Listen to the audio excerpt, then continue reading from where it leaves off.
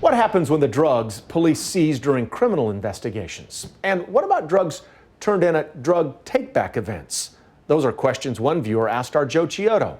Here's what he found out in this week's Good Question. We know police take a lot of drugs off our streets, and somewhere in the Kansas City Police Department, there's a storage room with all those drugs waiting to be destroyed.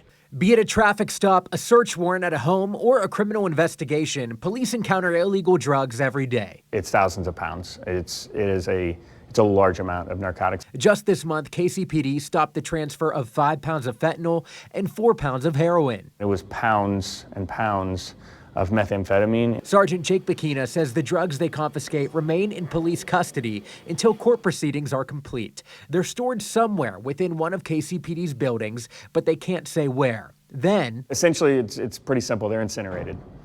We have a process for incinerating and destroying those narcotics. The drugs are burned in line with DEA and EPA guidelines. It's done in a space that ensures no harm to people, animals, or the environment. Drug take-back events also yield thousands of pounds of narcotics for police. The one in the metro last April brought in 2,642 pounds. Experts across the country say it's more important than ever as we're in the thick of an opioid crisis. We know that 55% of the time, someone who becomes addicted to prescription drugs accesses those through a friend or a family. So there's no chance of anyone stealing it, or, you know what I mean, somebody trying to experiment. Police also don't want you flushing them or throwing them in the trash. Glad to be able to get it out of the house safely without having to worry about somebody rummaging through my trash. It's not just people. Animals sometimes find them when they're in the trash, and they cause environmental damage once they hit the landfill and then our water system.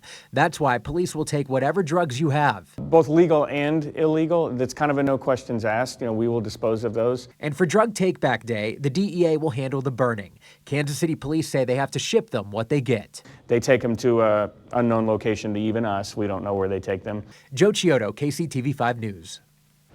This Saturday is National Drug Take-Back Day. Kansas City Police, along with other agencies in the metro, will be participating. So for information, just click Found It on 5 on our mobile app. And if you have a good question, just email Joe at goodquestion@kctv5.com.